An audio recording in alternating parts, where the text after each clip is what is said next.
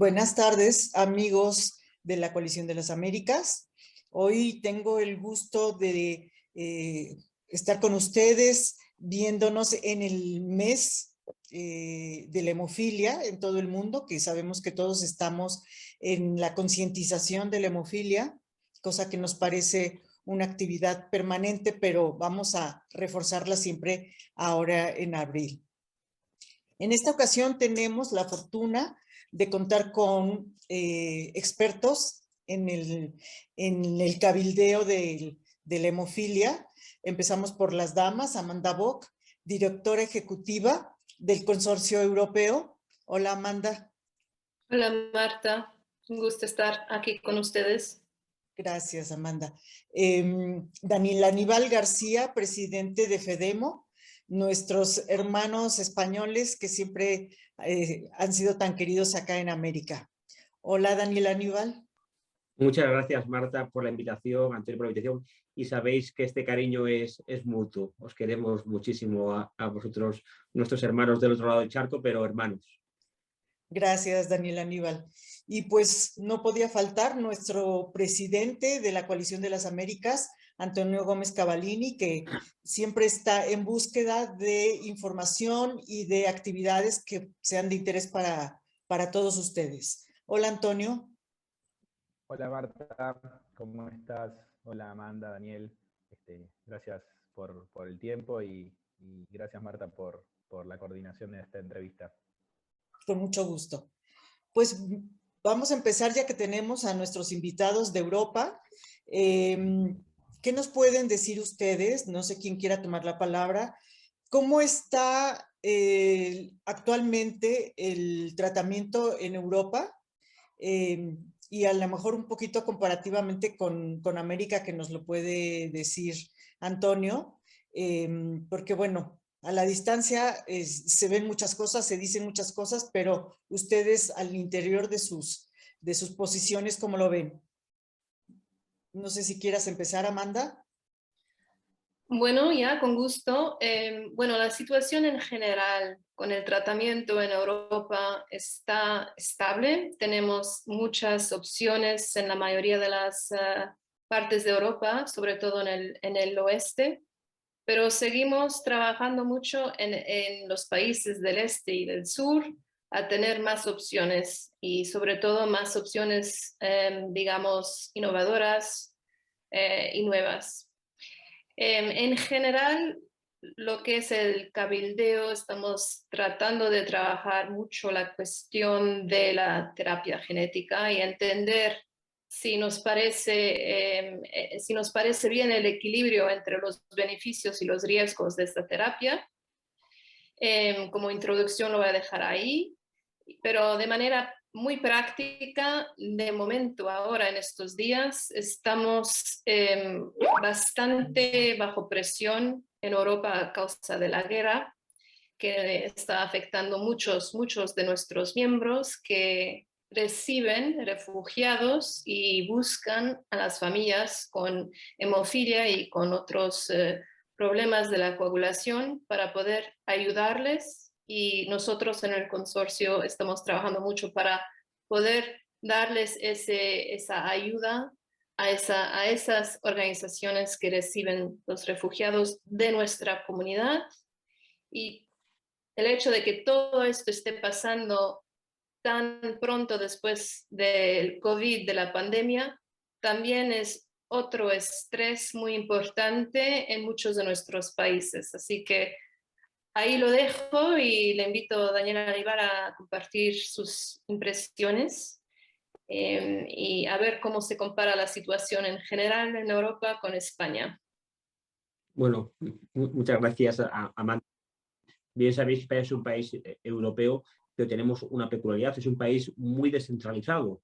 Hay 17 regiones autónomas que tienen una gran cantidad de competencias administrativas, entre ellas la competencia en la gestión sanitaria. Por lo tanto, en España a veces es difícil hablar de cómo está la hemofilia en España, casi hay que hablar de cómo está la hemofilia en las Españas o en cada región, ¿no? Por lo tanto, permitidme que haga una visión genérica, aunque por supuesto hay comunidades que van igual un poco por encima y otras que van un poco por debajo, ¿no? Pero eso es casi como introducción. Estamos en una situación relativamente estable y optimista.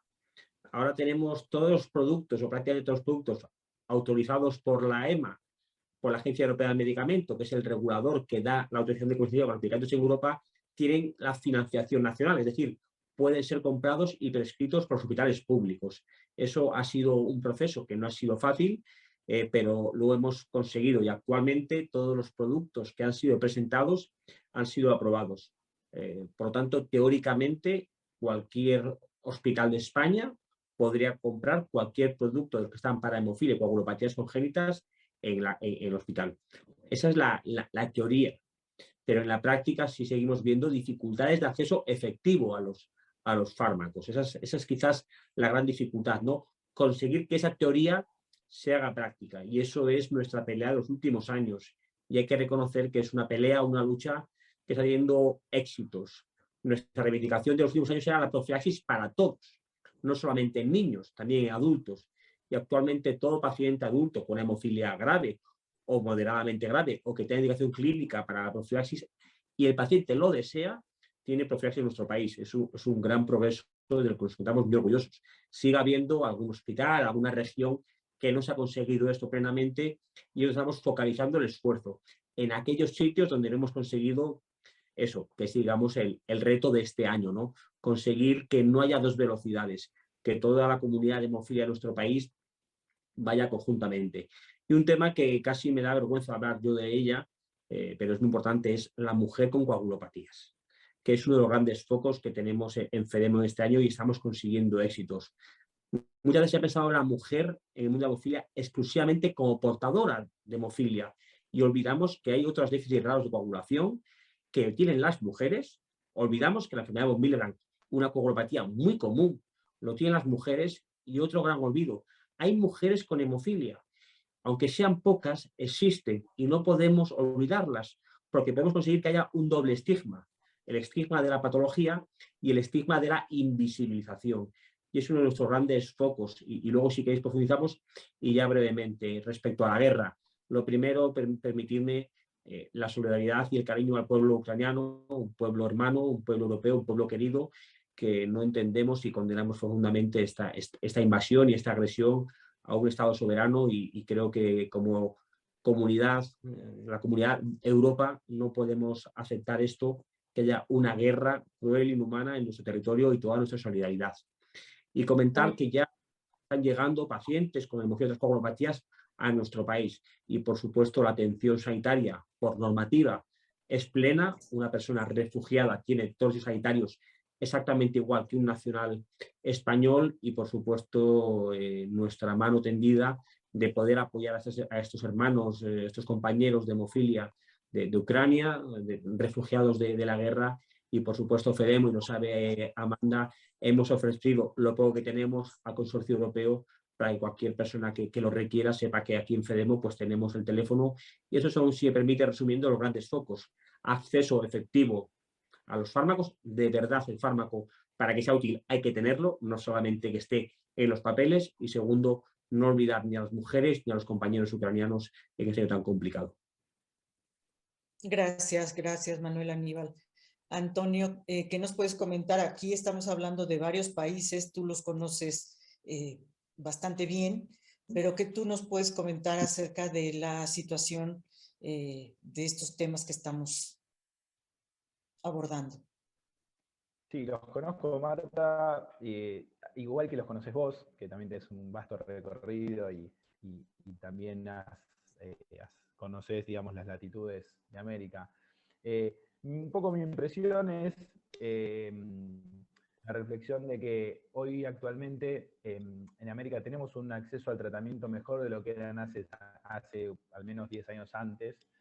Un poco los informes mundiales de la Federación Mundial así lo destacan. Hemos mejorado en el registro de pacientes, hemos mejorado en tratamiento, hemos mejorado en aquellos países que estaban abajo de una unidad per cápita que superaran el 1, que superaran el 2. En esto también la Federación Mundial colaboró con donaciones y con apoyo concreto. Pero estoy convencido que todavía nos falta varios pasos más para poder sentirnos más tranquilos en el tratamiento en toda América. Sabemos que, bueno, en América tenemos casos de países que están con un desarrollo y con un tratamiento realmente muy bueno, y después hay otros que estamos más en camino a eso, y hay otros que están un poco más relegados, pero pensando en estos últimos dos grupos que estoy mencionando, para mí es necesario poder trabajar con las organizaciones desde la coalición, pero que cada organización y cada voluntario tome la bandera del tratamiento para todos y también la instale a los tomadores de decisiones, a los gobiernos. Me parece que el Estado nacional reconozca la necesidad de que haya un tratamiento no a demanda, sino profiláctico, preventivo, pensando a mediano y largo plazo, con compras conjuntas o compras masivas, como se las denomina, con licitación, genera que haya mayor previsibilidad para el paciente, para la industria también, en su parte, pero lo que más me interesa también es que el Estado pueda comprender que llevando adelante este camino también baja su inversión en hemofilia. Y no digo gasto, porque para mí creo que la palabra gasto la podemos encontrar en algún manual de economía de que es un gasto formalmente, pero en realidad es una inversión, porque si a ese paciente uno le mejora el acceso a tratamiento hoy, dentro de 15, 20 años va a tener una muy buena calidad de vida, mejor de la que si no tuviera tratamiento, y invierte en la calidad de vida de ese paciente y en el ahí sí gasto que el Estado no va a tener dentro de 15 o 20 años en función de atención médica sobre ese paciente.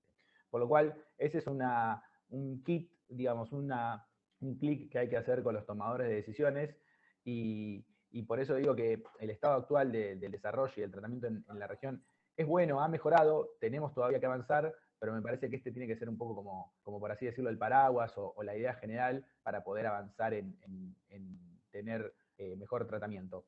Considero necesario estos encuentros, estos momentos con Amanda, con Daniel, contigo también Marta, para intercambiar experiencias y para también tomar ideas, programas y proyectos que la FEDEMO, que el Consorcio Europeo y que Europa en general lleva adelante, para poder tratar de impulsarlos y de generarlos en América. Me parece que es un norte interesante en el cual también trabajar y hacer, digamos, esta sinergia de cómo pensarnos como americanos, pero también con experiencias que han sido exitosas y traspolarlas y adaptarlas a lo que nosotros un poco requerimos. Y este tema de la mujer que mencionaban también es un tema importante, es un debate que se da. Nosotros también de alguna manera lo abordamos. Me parece que la lógica de pensar que la hemofilia es solamente de los varones, bueno, en cierta medida algo de razón hay, pero las portadoras que son sintomáticas, las asintomáticas y aquellas que son mujeres con hemofilia u otros trastornos de la coagulación, también son un número importante y también tenemos que ahí abordar y trabajar con este tema. Así que me parece interesante un poco la reflexión que hacíamos antes. Gracias, Antonio. Veo que hay un tema, bueno, dos temas que son común denominador, y uno es la migración. Por diferentes razones en Europa que acá en América, pero es una preocupación permanente porque la balanza, digamos, del consumo de factor, del tratamiento, se desequilibra por estas situaciones. Tú, Amanda, por favor, como directora ejecutiva de este consorcio, ¿cómo ven esta situación? ¿Cómo les impacta tanto a los migrantes que están buscando tratamiento como a ustedes como organización? Bueno, sí, gracias, Marta. Concretamente depende mucho del país al cual estos refugiados van o en el cual se quieran quedar.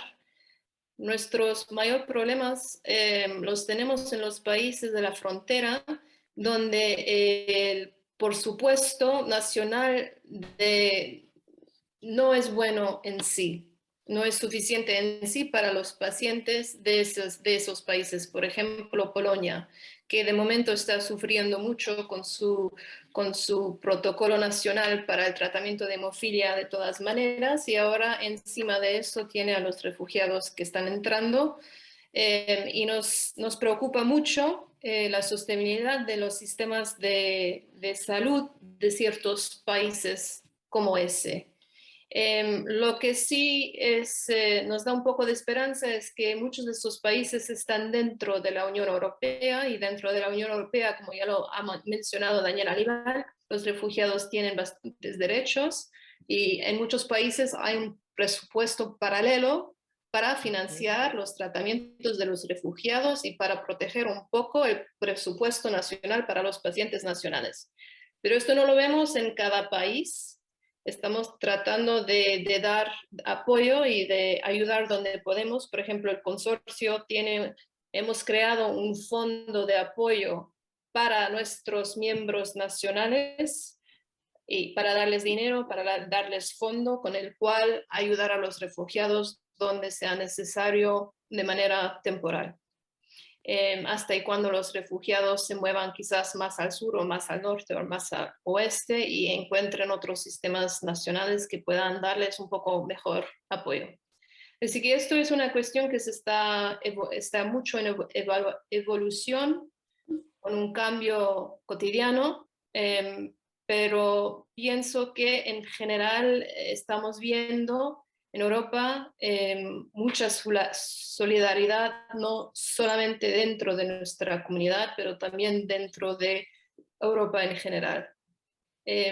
También no hay que olvidar que los pacientes que están dentro de Rusia también van a sufrir, porque no son nuestros pacientes rusos que han decidido entrar en guerra, pero sí son estos pacientes que van a sufrir por todas las acciones financieras y otras cosas que también a ellos les va a afectar. Y me parece importante también decir que pensamos en esos pacientes también y estamos en contacto con nuestros amigos y hermanos en Rusia también para poder ayudar donde y cuando podamos. Gracias, Amanda.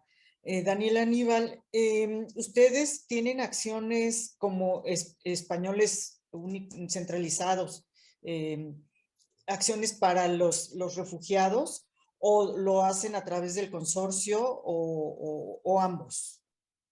¿Cuál es su postura? Lo primero, solo un comentario casi de geopolítica o de geografía.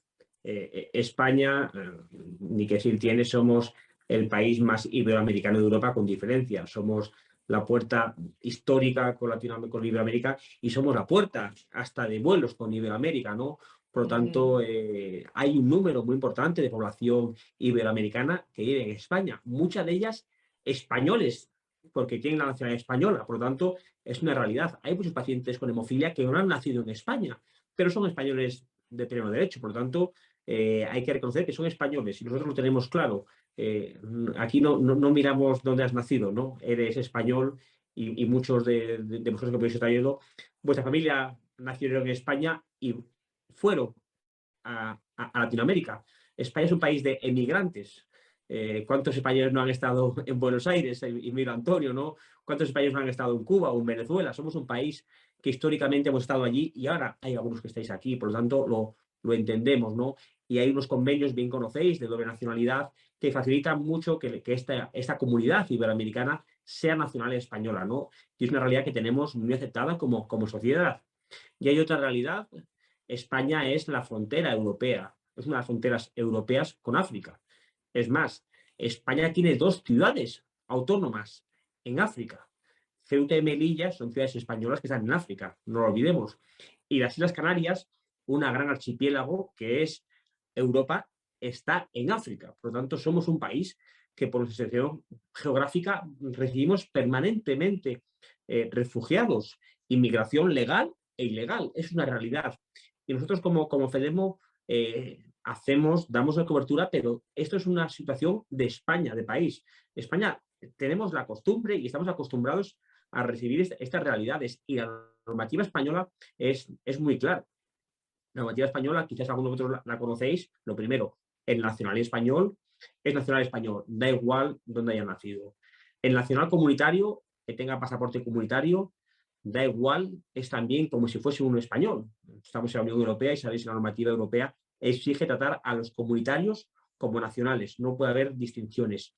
Y luego, cuando hay una persona que no se encuentra en esa situación, hay dificultades diferentes. A los menores de edad, por activar protección a un niño, deben ser tratados plenamente, no puede haber.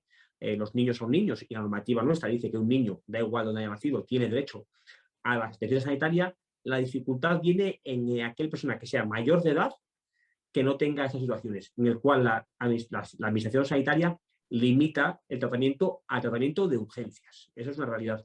Siempre y cuando no sea un refugiado que tenga estatus de refugiado, la protección de refugiado o la protección asimilada al refugiado, que entonces, como bien ha comentado Amanda, se exige también por normativa nacional y comunitaria esa especial protección. ¿Y nosotros qué hacemos ya más en práctico, Marta? Pues ayudar mucho a la gente que aparece, y digo aparece porque es personas que un día tocan en la puerta de FEDEMO y dicen, aquí estoy, ¿qué pasa, no? Pues tenemos ya mucho rodaje de ayudarles a que entren en el sistema, porque muchas personas no saben que tienen derecho.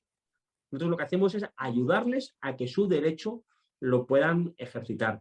Y tenemos experiencias, y permíteme, Marta, que ahora me viene a la cabeza y me emociono, muy emocionantes y muy bonitas, de personas que han llegado a España con su pasaporte italiano, con su pasaporte español, sin saber que tenían derecho a cosas. Y les hemos ayudado a que sean conscientes de a qué tienen derecho.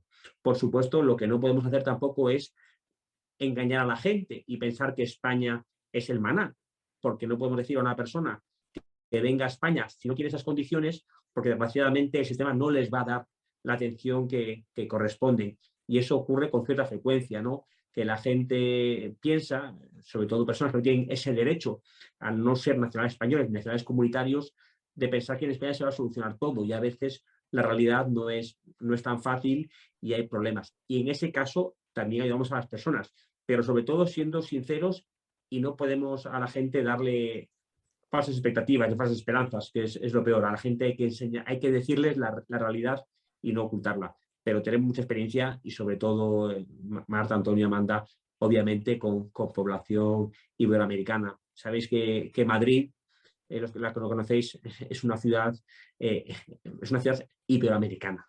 Hay españoles nacidos en Madrid, nacidos en Santander, como soy yo, o nacidos en Perú, pero muchos de ellos somos españoles, sin que sea más donde hayas nacido. Quizás el acento, pero más allá del acento no importa nada.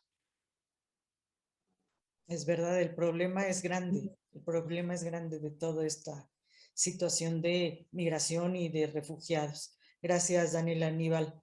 Antonio, cuéntanos cómo estamos acá en América, que somos muchos países y con problemáticas diferentes cada uno.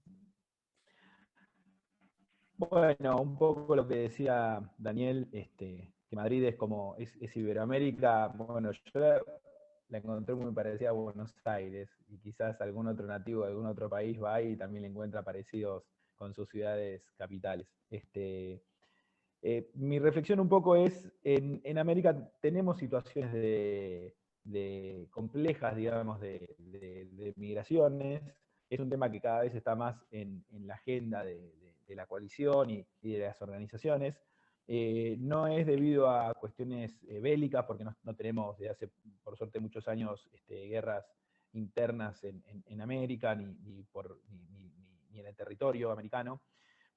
Pero sí tenemos situaciones de distintos países, con distintas situaciones político, económico, financieras, sociales, que hace que la migración sea una realidad y quizás más marcada en los últimos años. Desde hace muchos años hay migración de países, por ejemplo, yo estando en Argentina lo puedo decir con más conocimiento, de países limítrofes, que luego se han hecho ciudadanos argentinos los hijos de los primeros migrantes, como un poco mencionaba Daniel. Lo mismo pasa en Brasil, con países limítrofes. Es bastante común, es bastante notorio. Y últimamente lo que sucede es que, producto de la situación venezolana, hay una migración bastante más marcada y fuerte y sostenida en los últimos años. Y eso genera en algunos sistemas de salud de los países receptores ciertos inconvenientes. También tiene que ver con cómo ese ciudadano migra e ingresa en el país, si es de manera legal, ilegal, si viene con ciertos recursos para que su inserción en su nuevo lugar en la sociedad, a nivel sobre todo laboral, que es la que brinda también muchos derechos a nivel de cobertura de salud y de seguro de salud, tiene para poder insertarse o no. Tiene bastante que ver eso en función de poder estar adentro de un sistema, pero la mayoría de los países en América Latina, en América Central, tienen de alguna manera un sistema público que trata de contener, pero con muchas bemoles, con muchas ausencias, con falencias que todavía restan por trabajar. Y me parece que es importante rescatar un poco esta idiosincrasia y este mensaje que un poco decía recién Daniel y mencionaba Amanda de el europeo, digamos, producto de la Unión Europea, de tantos años de trabajo y de unión justamente, tienen un concepto de ciudadano europeo que la verdad que es muy válido porque no hace distinciones con ninguno de los países que la conforman en atención y en un montón de derechos ciudadanos que tienen. Me parece que hay ahí un gran desafío interesante desde América en avanzar en esa línea. Nosotros contamos con algunas entidades supranacionales, como por ejemplo el Mercosur y algunos otros, pero que todavía no tienen ese nivel de desarrollo, que colaboraría mucho el trabajo de pensar en un ciudadano americano que pueda tener ciertas libertades y también garantizarle derechos, sobre todo a la salud, en cualquier lugar. Hoy, particularmente, y para meterme en esta reflexión, los países receptores encuentran dificultades porque ya de por sí tienen dificultades con sus nativos, por acceso al tratamiento en algunos casos, y que haya presencia de otros migrantes complejiza la situación, pero ahí las organizaciones nacionales miembros están atentas, se ponen en contacto con nosotros, también con la Federación Mundial para Ayuda Humanitaria, y se trata de mejorar y equiparar la condición de ese migrante con el nativo para que ese tratamiento pueda haber, con las dificultades, pero me parece que es otro desafío importante y es otro tema que está en discusión que tenemos que seguir abordando. Marta, Sí. ¿puedo añadir un comentario a lo que Antonio viene de compartir con nosotros, que es muy interesante? Porque solamente quiero destacar una cosa, que sí, en la Unión Europea tenemos muchos derechos muy buenos, sobre todo de movimiento, de empleo, cosas así, pero sí es importante recordar un detalle que quizás no sea conocido tan bien en otros países, y es el detalle de que el sistema de salud es nacional. Tenemos algunas cosas en la Unión Europea que, por ejemplo, la Agencia de Medicamentos que Daniel Aníbal ya mencionó, que es supranacional, eso sí es verdad, pero cuando un paciente, digamos, rumano, quiere acceder a tratamiento en otro país, le resulta bastante difícil porque la economía no es la misma entre los dos países, y tenemos muchos pacientes nacionales, así que ahora no estamos hablando de migrantes ni de refugiados para los cuales estamos buscando ciertos derechos y tratamos de defender esos derechos, pero de los ciudadanos comunes y corrientes dentro de la Unión Europea, a ellos sí les parece difícil acceder a tratamiento en otros países, simplemente porque los tratamientos, como también lo destacó Daniel Aníbal, dentro de los países en los cuales el sistema nacional es descentralizado y son las regiones que deciden, tenemos el mismo fenómeno dentro de la Unión Europea, entre un país y otro, y de ahí sí seguimos luchando y seguimos trabajando mucho para que los pacientes, por ejemplo, rumanos, tengan los mismos derechos y accedan a los mismos tratamientos que, por ejemplo, un paciente alemán o francés. Y eso, solamente perdonen que he interrumpido, pero quise clarificar que eso sí es y sigue siendo un desafío político, porque los países no han querido darle a la Unión Europea de manera centralizada el poder de decidir de todo lo que es salud. Sí, gracias, Amanda. Sí, es un problema que seguramente ocurre en diferentes enfermedades, en todas las enfermedades, por los presupuestos, ¿no? Que Sí. al final de cuentas, como dicen los políticos, pues sale de la misma bolsa, ¿no? Gracias, gracias, Amanda. Otro tema que han comentado ustedes es la situación del COVID, en el que queremos pensar que ya estamos de salida. Sin embargo, pues nos queda las secuelas y toda esta situación que en muchos casos es hasta desconocida.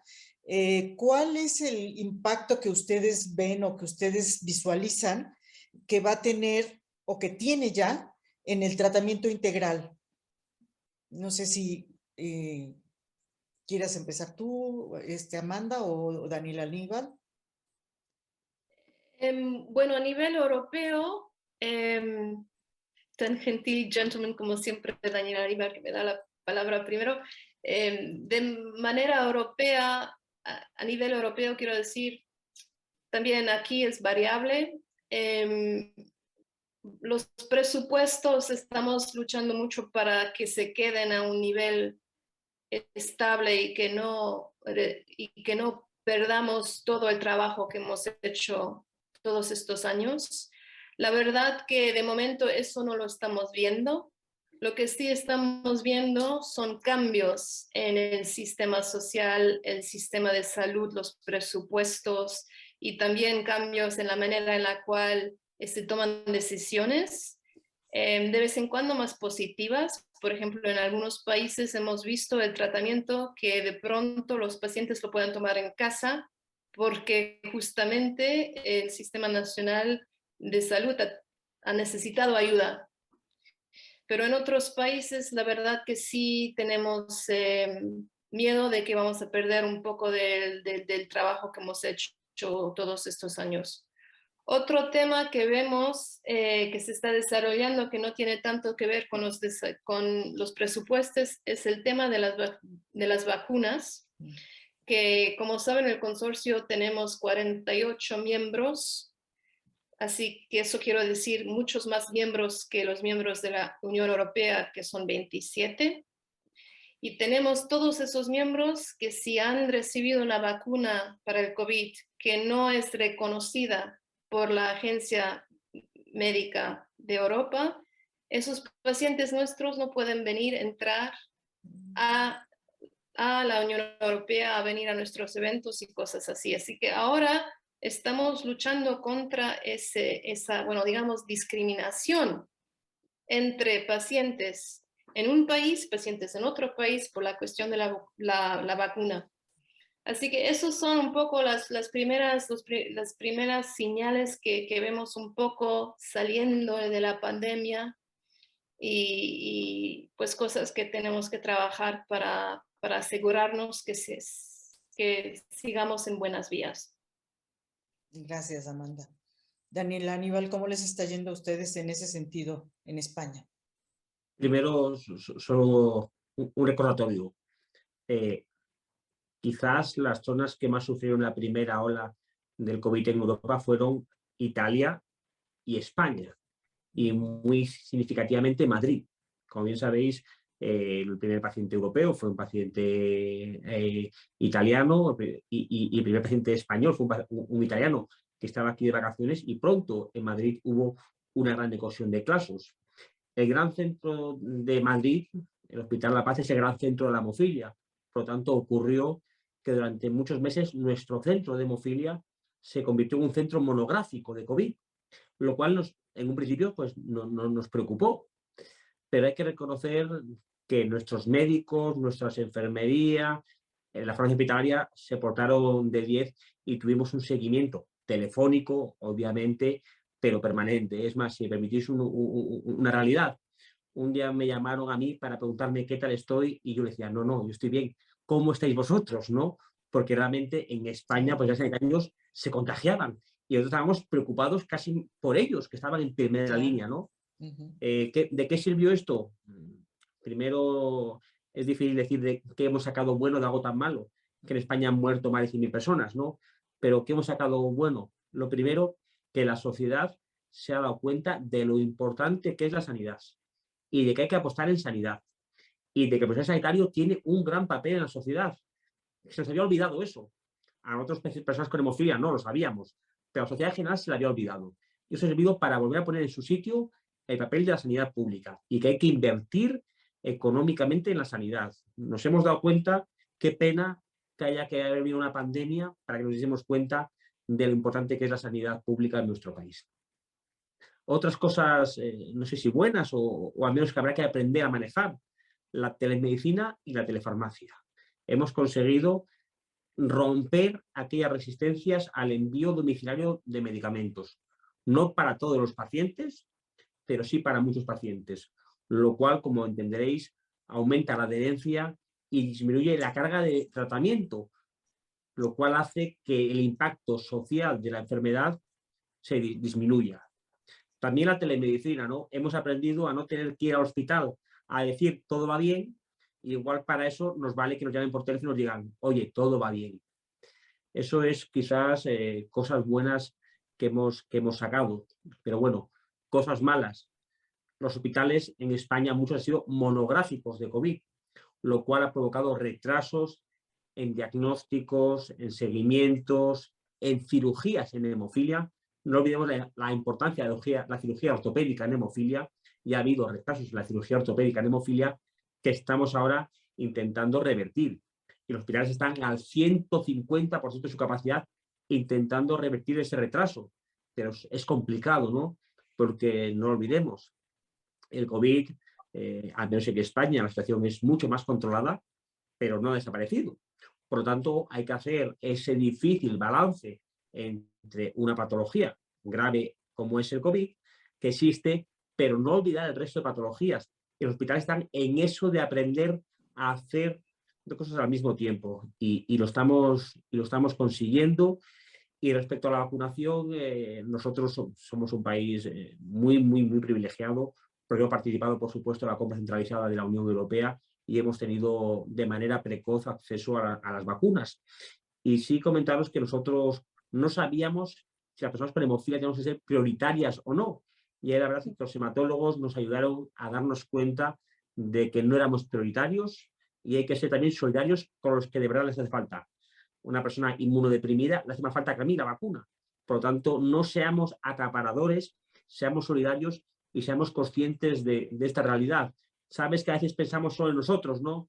Pero hay que ver con luces largas, con mirada amplia y ser conscientes de que hay otras patologías que tienen necesidades mayor que la nuestra y no pedir por pedir. Tenemos que pedir cuando hace falta. Y la verdad es que los hematólogos, infectólogos, especialistas nos han ayudado mucho a transmitirnos tranquilidad. A decir, tenéis que cuidaros, tenéis que vacunaros, pero no pidáis por pedir, porque hay gente que le hace más falta. Y ya, si me permitís, pues un reconocimiento y un cariño a las personas con hemofilia que han fallecido, que desgraciadamente hay personas que han fallecido, familiares, y sabéis que en España ha sido un país que sufrió muy fuerte la primera ola y la segunda ola, y estamos todavía pues recuperándonos. Actualmente la realidad sanitaria es muy buena, muy buena en España, uno de los mejores países actualmente, pero no podemos olvidar que hemos vivido épocas muy duras y ahora me emociono solamente de pensarlo. Gracias, Daniel Aníbal. Antonio, nosotros en la coalición tuvimos esa preocupación en algún momento de qué es lo que estaba pasando en los países. Tú tuviste contacto con expertos que nos dieron una conferencia del COVID y hemofilia y si teníamos que preocuparnos más o no. Después de esta conferencia, ¿qué ha pasado? ¿Qué ha pasado en los países de la coalición? Bueno, en general nos tomó de sorpresa a todos, nos generaron muchas dudas, sobre todo en la distribución y en el acceso al tratamiento. Nuestra preocupación inicial era que los circuitos y los recursos humanos y el Estado y circuitos administrativos y de logística estén sobrecargados por el COVID, por las vacunas, cuando llegaron, y así se dejara un poco de lado el dispensar o el llevar adelante la logística de la medicación, particularmente de hemofilia. No hemos detectado grandes, de alguna manera, en lo que hasta ahora fue de pandemia, retrasos, demoras o situaciones complejas o muy puntuales ha habido, pero no grandes situaciones complejas en relación a falta de medicación o de acceso. Lo que sí ha afectado, y creo que esto habrá afectado también a las experiencias en España y en Europa, es a la adherencia del paciente quizás al tratamiento, y cuando hablabas y decías del tratamiento integral, justamente es no solamente tener la medicación en la puerta de la casa, sino también después ir al kinesiólogo, ir al traumatólogo, hacer la consulta odontológica, las cirugías que estaban programadas. Creo que el impacto mayor fue ahí, fue en aspectos no centralmente pensando en la medicación en sí misma y en el acceso a ella, que sí ha habido algunas demoras del seguro de salud o del servicio de salud en América, en algunos lugares, pero no creo que me parece que hay que darnos cuenta de que lo que produjo la pandemia fue un poco un alejamiento de todos en general, pero en particular de los que somos pacientes con hemofilia, a la adhesión al tratamiento integral. Por eso recién me parecía muy interesante lo que decía Daniel Aníbal, de pensar en esto de la telemedicina, de cómo llegó para quedarse, de cómo hay que repensar el vínculo médico-paciente, hay que repensar el vínculo entre las organizaciones de voluntarios, hay que repensar el vínculo entre las organizaciones y el Estado. Antes los webinars eran una palabra un poco medio extraña, quizás, cada tanto había alguna reunión virtual, pero no era lo habitual, ¿no? Y de repente el COVID nos empujó a la virtualidad casi completa, digamos, ¿no? Desde que nuestros niños vayan al colegio de manera virtual, reuniones laborales virtuales, cumpleaños virtuales tuvimos, cosa que nunca uno se hubiese quizás imaginado, y todos estos aspectos de la virtualidad que llegaron para quedarse, yo creo que para complementar, pero en el impacto, lo digo como paciente y también como, bueno, desde la posición en la coalición, con experiencias y comentarios que hemos tenido de otros, el impacto fue también ahí, fue en no poder hacer la cirugía, no poder ir al servicio de kinesiología que habitualmente se iba, ir a ver al médico ortopedista, ir quizás a una guardia por alguna situación compleja. Uno tenía miedo de ir a la guardia porque había casos de COVID por doquier, entonces había una, digamos, como una falsa telemedicina o una incipiente telemedicina, depende del país si estaba más o menos desarrollado. Y también impactó en algún sentido en esto que decía Daniel Aníbal, ¿no?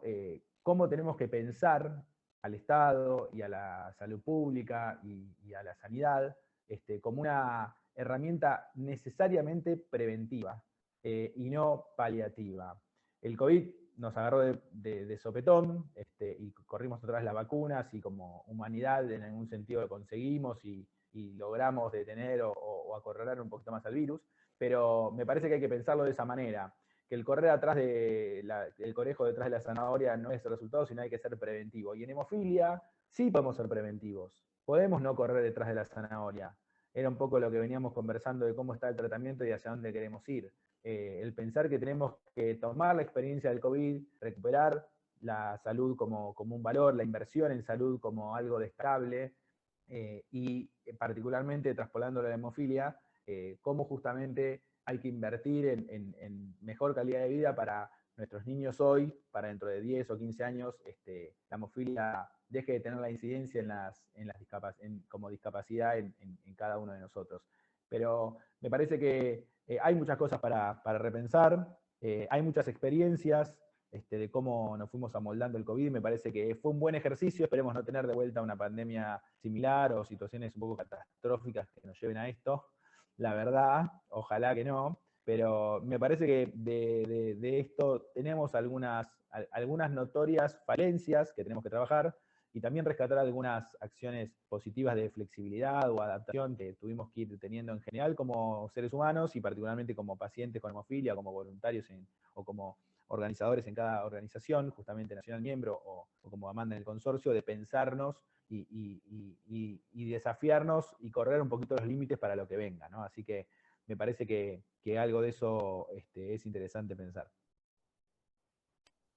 Muchas gracias, Antonio. Pues para concluir nuestra entrevista, nuestra reunión, yo quisiera preguntarles, incluyendo el tema de las mujeres al que hizo tanto hincapié Daniel Aníbal, ¿cuáles consideran ustedes que son el principal desafío o los principales desafíos para los próximos 5 años? Empezando por el consorcio europeo, ¿cuál consideras que va a ser, hacia dónde van a enfocar sus energías? Amanda. Sí, gracias, Marta. Pues como ya lo mencioné, en la temática de hemofilia estamos mirando la terapia genética, y lo que dijo Daniel Aníbal de telemedicina y todo eso también se ha quedado con nosotros como algo potencialmente positivo, pero en general tenemos mucho más trabajo que tenemos que hacer para las mujeres, no solamente con hemofilia que existen, como muy bien lo ha dicho Daniel Aníbal, pero también las mujeres con todos los trastornos raros de la coagulación, que es una temática que estamos trabajando muchísimo ahora y creando un nuevo programa para todos los grupos con otros trastornos de la coagulación, trastornos raros, como también para los que tienen, no sé cómo se llama en español, mild, y también para la gente que está felizmente envejeciendo, pero envejecer con hemofilia, por ejemplo, no es algo que conocemos muy bien, que sabemos manejar muy bien. Así que eso todo lo tenemos en vista para estos próximos años. Sí, tenemos muchísimo trabajo que hacer para una comunidad mucho más diversa, con muchas necesidades que históricamente no hemos mirado, no hemos considerado. Y para poder tener un impacto positivo en estos otros trastornos de la coagulación, necesitamos empezar mucho más al comienzo de lo que hemos hecho con hemofilia recientemente. Es mucha educación general, pública, también dentro de los grupos de pacientes ellos mismos, que ellos mismos tampoco se sienten muy apoderados de lo que está pasando con su salud, ni los derechos que Daniel Aníbal también ya destacó, los derechos que tienen y cómo usarlos. También es una educación que tenemos que hacer a nivel de los médicos, a nivel de todo lo que es el tratamiento con otras especialidades. Sí, digamos que lo dejaría ahí, y quizás con una pequeña conclusión de lo que también hemos visto en la pandemia es siendo una comunidad de pacientes, siendo una comunidad de amigos, es una comunidad muy social y sociable, que necesita verse en persona. Y eso no ha sido posible durante la pandemia, y de eso hemos sufrido mucho. Hemos perdido voluntarios que tuvieron demasiado con sus trabajos, con sus familias, que no pudieron ser voluntarios, que no pudieron dar aún más frente de la computadora. Y para tener éxito y para poder trabajar todos estos temas que vienen, también vamos a necesitar reforzar la energía y la motivación de esos voluntarios. Así que con esas ideas, que me imagino también las vamos a ver en microscopio en España, le paso la palabra a Daniel Aníbal. Después de hablar Amanda, es que no puedo hablar, es que lo has dicho mejor de lo que lo puedo decir yo, pero me vas a decir solo 2 puntualizaciones. Respecto a la mujer con coagulopatías, nosotros queremos que quien hable de mujer con coagulopatías sean mujeres con coagulopatías, no que hable yo, porque yo soy un hombre con una coagulopatía, y las vivencias son vivencias personales, y tenemos la tremendísima suerte de que la vicepresidenta de FEDEMO es una mujer con coagulopatía, Laura Quintas, que igual la conocéis, y además lidera la comisión de las mujeres con coagulopatías en FEDEMO, que tiene un papel relevantísimo y como dice Amanda, se van a ver presencialmente. Dentro de poco van a viajar para estar juntas, porque es importante hacer comunidad. Y la comunidad, por supuesto que las pantallas, me alegra mucho veros a todos vosotros, pero prefiero daros un abrazo. Y es importante darnos abrazos. Hemos tenido hace 2 semanas nuestro evento nacional en Málaga. Más de 200 personas han viajado a Málaga a estar presencialmente. Y eso es un chute de energía que es imprescindible para FEDEMO. FEDEMO vive gracias a ese chute de energía, porque es lo que de verdad nos motiva, lo que nos hace seguir trabajando, lo que nos da otro año de energía para seguir luchando. Es importantísimo.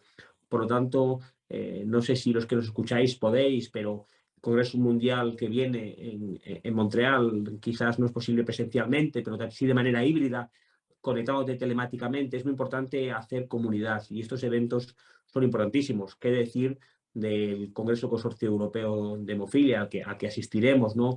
Es muy importante hacer comunidad, porque si no perdemos la comunidad y es nuestra fuerza. Nosotros no somos una multinacional que tenemos grandes presupuestos, somos una comunidad, una familia bien avenida y que necesitamos encontrarnos cómodos. Eso es importantísimo. Y si me permites, ya muy brevemente, otro gran foco que vamos a tener en España es la profilaxis en otras patologías raras o no raras como el von Willebrand, ¿no? Se habla mucho de la profilaxis en la hemofilia, ¿no? Pero se ha olvidado que hay otras patologías que son graves y que pueden tener clínicamente esa indicación, ¿no? Y hay que trabajar para luchar, como decíamos hace años, por un mundo sin sangrados, ¿no? Todavía hay personas en nuestro país con coagulopatías que sangran y piensan que sangrar es lo normal, cuando no es lo normal. Hay que hacer también un cambio cultural y aquí también muy hablar de la mujer. Las mujeres piensan que es normal tener sangrados menstruales muy abundantes, piensan que eso es normal, cuando no es normal. No es normal que tengas una anemia muy fuerte. Por tanto, hay que hacer esa difusión de qué es normal y qué no es normal. Y, por supuesto, las personas con un von Willebrand, las personas que tienen un déficit raro, si tienen una indicación clínica, tienen que acceder a la profilaxis. Igual que yo, que tengo una hemofilia, ¿no? Porque si nosotros nos olvidamos de los que son pocos, no olvidemos que los de hemofilia de ahí somos pocos, ¿no? No seamos egoístas pensando, como son poquitos, no nos preocupemos, porque si dijese eso de nosotros, estaríamos muy mal. Y ya para acabar, creo que es muy importante defender lo que tenemos, porque ha costado mucho tenerlo y se puede ir muy fácil. A veces nos olvidamos de que lo que tenemos hay que defenderlo todos los días, porque si no lo defendemos, lo podemos perder, ¿no? Y no dar nada, por supuesto. Y creo que ahora los europeos nos hemos dado cuenta por esta guerra, ¿no? Esta guerra cruel. Pensábamos que estaba todo conseguido, que hayamos llegado ya al fin de la historia, que todo era seguir adelante, seguir a mejor, pero podemos ir para atrás por la pandemia, que es un evento de naturaleza, o por un evento humano como es una guerra, ¿no? Defendamos lo que tenemos, defendamos la profilaxis, defendamos que es útil, defendamos que tiene un valor añadido, defendamos que es una buena inversión, defendámoslo todos los días, porque podemos perder lo que hemos conseguido. Y ya para acabar de verdad, antes se me olvidó decirlo, por supuesto que también solidaridad con los hermanos rusos, muchos que ellos no tienen culpa de la crueldad que están viviendo y van a ser otras víctimas más de esta guerra. Las víctimas van a estar a los 2 lados de la frontera y es tremendamente injusto. Esto está ocurriendo y como comentaba Amanda, lo hemos visto, ¿no? Las sanciones internacionales que pueden tener un sentido geopolítico, pero no olvidemos que impactan a la vida de las personas. Y desgraciadamente la hemofilia es una enfermedad que todos sabemos bien tratada, pero muy seria y muy grave y que requiere tratamiento. No podemos olvidar que es un tratamiento humanitario, que las sanciones no pueden ir contra la vida de las personas con hemofilia. Y una persona con hemofilia requiere la medicación porque es sangrados vitales. Por lo tanto, debería haber esta humanidad de que las sanciones tuviesen en cuenta estas realidades, porque si no, como ya lo vemos, las víctimas de esta guerra van a estar a los 2 lados de la frontera. Muchas Sí, gracias, Aníbal. Antonio. Comparto esas menciones. Y sí, bueno, Marta, la pregunta el comentario desde la coalición es un poco lo que venimos trabajando y pensando desde la coalición contigo y con todos los coordinadores. Me parece que tenemos varios desafíos de acá en adelante, y para ser muy concreto quiero mencionar 3. El primero es mejorar nuestras tasas de registro. Tenemos, como decíamos al inicio, buen registro en comparación con años anteriores, pero nos queda todavía mejorar y avanzar con las tasas de registro. Por eso incitamos y tenemos a que todas las capacitaciones y las acciones que llevamos de manera virtual se puedan tener en cuenta este tema: registro, datos, cabildeo, que también colabora con el registro. Me parece que esa es una parte importante. Como otra cuestión a tener en cuenta y a pensar de acá al futuro es justamente trabajar por achicar la brecha, digamos, ¿no? Por trabajar por el tratamiento para todos, que eso implica esto de también concientizar a los gobiernos y concientizar inclusive también a las organizaciones de esto, de que se puede tener un mejor tratamiento, un mejor acceso, que es importante invertir en hemofilia para que las generaciones futuras y dentro de 10, 15 años la calidad de vida sea mejor y el costo para el Estado, que es lo que le interesa al Estado, sea menor. Y me parece que eso es una bandera y un chip que tenemos que tener y que tenemos que seguir trabajando, porque se ha mejorado mucho. Muchos países que antes no hacían compras conjuntas ahora lo están haciendo, como Argentina, bueno, Brasil lo hace desde varios años. Hay varios países en la región, todos los países del Centroamérica y Caribe, han avanzado en compras conjuntas. Me parece que ahí está la clave en tener previsibilidad, inversión sostenida y profilaxis. Y como tercera cuestión, me parece que hay otro desafío que tiene que ver más pensando en las organizaciones, que tiene que ver en trabajar sobre una planificación de cada organización en pos de estos temas que mencionaba los dos primeros, el del registro y de la profilaxis. Una organización, y ahí rescato lo que decía Daniel, si una organización no tiene un cuerpo de voluntarios, no tiene una planificación estratégica hacia dónde quiere ir esa organización en el marco de lo que la federación puedan informarle, de lo que puede haber también desde la coalición, desde tomar ideas de distintos lugares para saber hacia dónde hay que ir. Cometemos el error de que por ahí la junta directiva de una organización se reúna para debatir si hay que poner un aire acondicionado en la sala de espera de un hospital o hay que ir a pedir tratamiento profiláctico para toda la región norte de ese país que no tiene acceso. Me parece que esas son cuestiones de la diferencia entre lo urgente y lo importante. Me parece que es importante justamente que tengamos esa visión, tengamos esa planificación, tengamos ese trabajo, digámoslo así, un poco analítico, estadístico, consultando a las estadísticas continentales, mundiales, y poder ver también experiencias que se han tomado en Europa con el consorcio que viene trabajando esto muy bien desde hace muchos años.